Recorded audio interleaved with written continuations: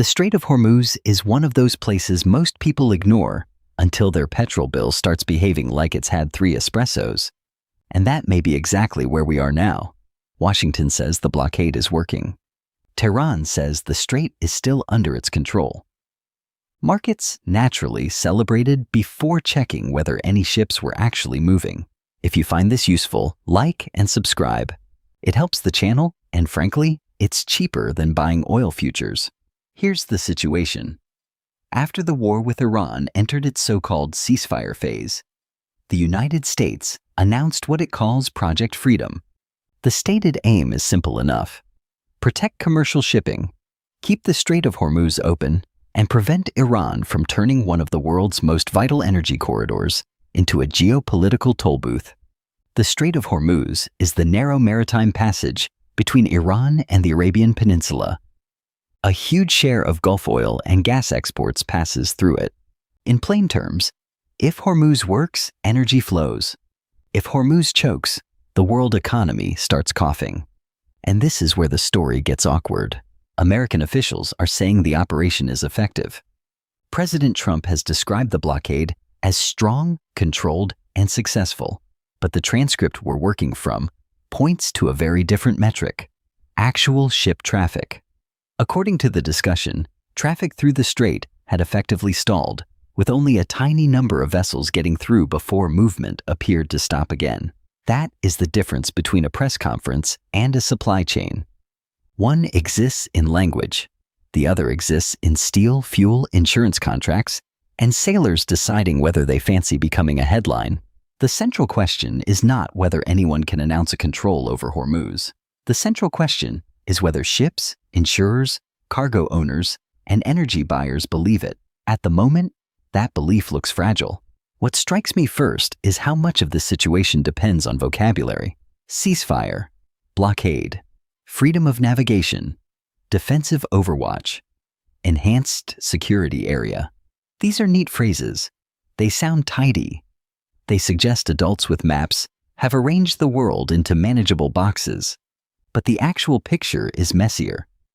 A ceasefire means the shooting has stopped, or at least slowed enough for both sides to pretend restraint is policy.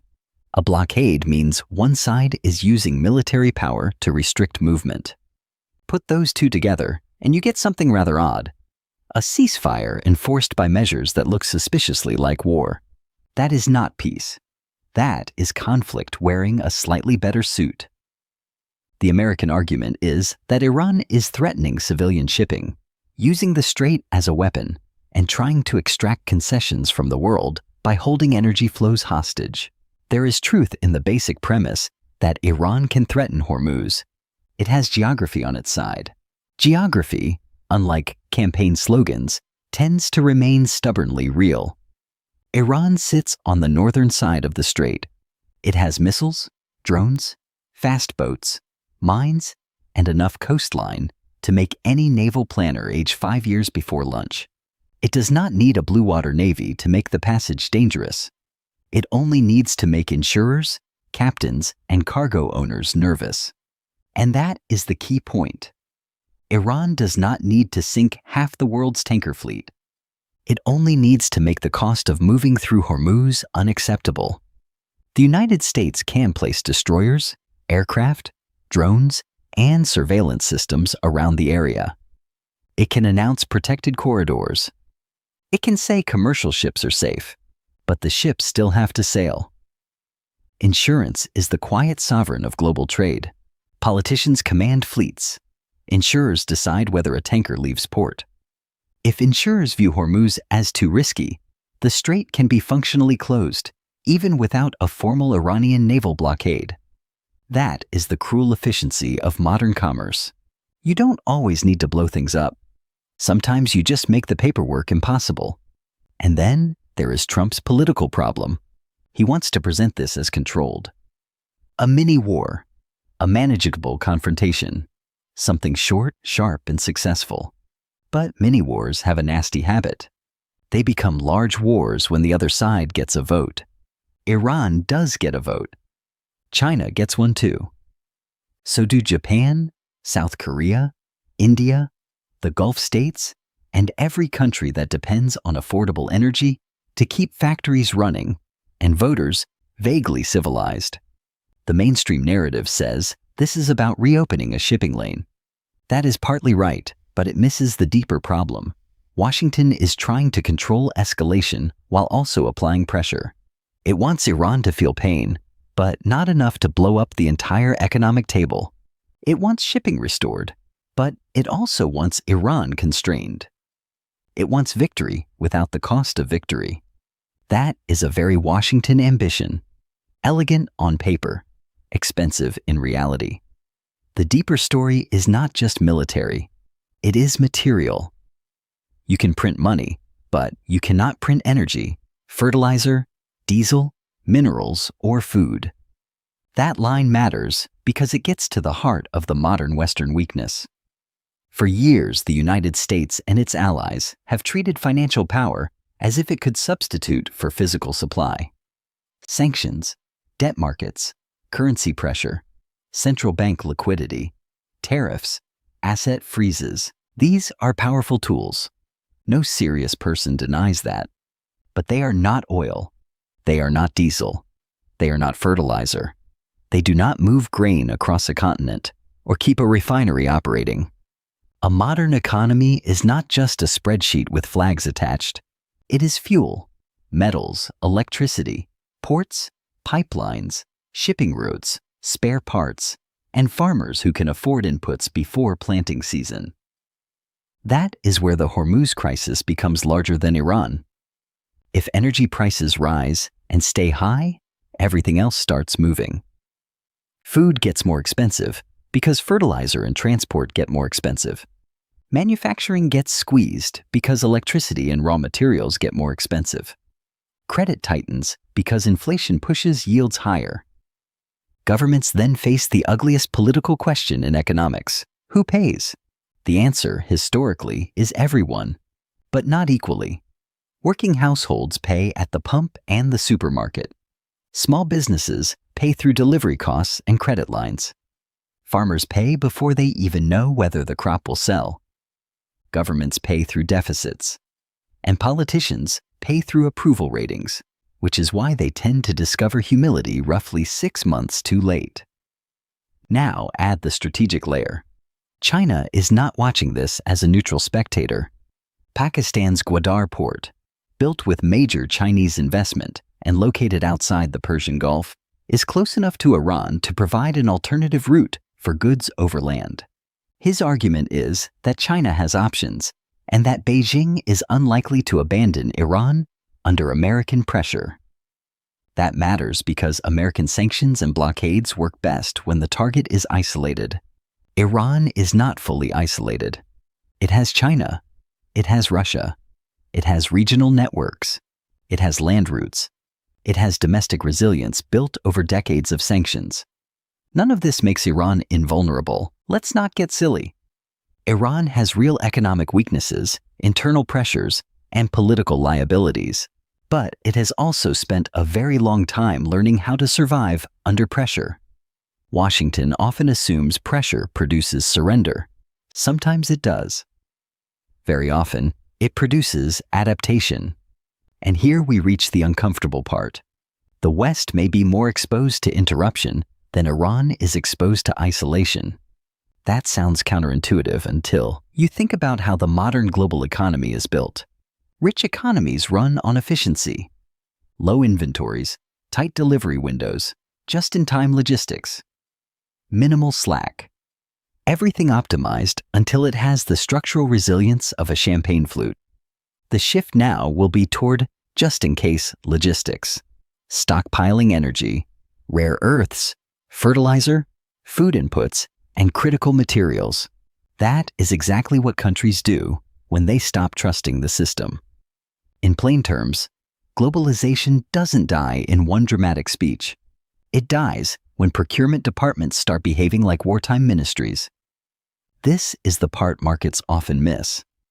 Financial markets respond quickly to statements, headlines, and reassurance. Physical markets respond to shortages. The gap between those two can be enormous for a few days, sometimes weeks.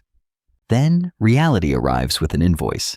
If oil prices fall because traders believe a ceasefire headline, but ships are not moving, the market is not calm. It is confused. And confusion is not stability. It is just panic waiting for better data. So where does this lead? I see three plausible paths. The first is the face-saving exit. Washington declares that its operation restored freedom of navigation, even if traffic remains limited at first. Iran quietly allows some movement under conditions it can sell domestically as victory. Both sides stop short of admitting compromise. The ships begin moving again. The markets exhale. Everyone lies just enough to avoid a wider war. This is the best outcome. It is also the one that requires the most discipline. The second path is frozen escalation. The strait remains partially disrupted. Insurance stays expensive. Ship owners hesitate. Iran keeps enough pressure on the route to remind everyone it holds the choke point, while the United States keeps enough forces nearby to avoid looking beaten. This is not full war, but it is not peace either. It is the geopolitical equivalent of leaving the gas stove on and insisting the kitchen is perfectly safe. That scenario would hurt slowly. Oil prices would move unevenly. Fertilizer costs could rise further. Asian importers would search for workarounds. China would deepen alternative routes. Russia would benefit from higher energy prices. Europe would complain, hold meetings, and discover once again that moral clarity does not power factories. The third path is renewed war. If Washington cannot get the strait reopened on acceptable terms, and if Trump cannot present the situation as a win, escalation becomes tempting. More strikes, more pressure, more attempts to destroy Iranian capabilities, perhaps even attacks on infrastructure linked to alternative routes. That would be extremely dangerous. Iran does not need to defeat the United States militarily, in a conventional sense. It only needs to impose costs that the United States, its allies, and the global economy find unbearable. Missiles do not need to be perfect. Drones do not need to be elegant. Mines do not need a press secretary. They only need to create doubt. And doubt in a choke point like Hormuz is expensive. The risk here is that Washington mistakes military superiority for strategic control. The United States can destroy things Iran cannot replace quickly. That is true. But Iran can disrupt things the global economy cannot replace quickly either. That is the balance. One side has overwhelming firepower. The other side has geography, endurance, and the ability to make everyone else nervous. I would watch four things. First, actual ship traffic through Hormuz. Ignore the adjectives. Count the tankers. Second, insurance rates. If insurers remain cautious, the strait is not truly normal. Third, Asian diplomacy. Japan, South Korea, India, and China will not tolerate energy paralysis forever. Their pressure may matter more than speeches from Washington. Fourth, domestic American prices. If fuel, fertilizer, and food move sharply, the war stops being foreign policy and becomes kitchen table politics. That is when presidents discover the limits of narrative control. A president can call it a mini-war. A farmer buying fertilizer does not care what it is called. A trucker paying for diesel does not care either. Families staring at grocery bills tend to be poor consumers of strategic messaging. They prefer arithmetic. My read is simple. The United States is trying to manage a crisis with language when the crisis is increasingly about physical supply. That rarely ends well. The blockade may have been designed as pressure, but pressure cuts both ways. If the strait stays restricted, the pain does not remain inside Iran. It travels through shipping, insurance, energy, fertilizer, food, credit markets, and then politics. This is the problem with choke points. They do not care who has the better slogan. Iran knows the geography. China knows the supply chains. Russia knows higher energy prices help its balance sheet. The Gulf states know they are sitting beside the furnace, and the United States seems to believe it can keep the furnace warm without letting the house burn down. Perhaps it can. I wouldn't bet my heating bill on it. The wiser move would be to find a way out that allows both sides to claim something and ships to move. It would be undignified, imperfect, and full of diplomatic nonsense. In other words, it might work. The dangerous move is to demand a clean victory in a dirty strategic environment. That is how empires usually get into trouble. They confuse being powerful with being immune. They are not the same thing. So when you hear that the ceasefire is holding, ask a better question. Are the ships moving? Because that is the real scoreboard, not the podium, not the market bounce, not the patriotic branding of another operation with a name that sounds like it was assembled by a committee in a windowless room. Hormuz is the test. Energy is the pressure point. And reality, as usual, has no media strategy. If you found this useful, like and subscribe. There's more to come on this. Stay sharp.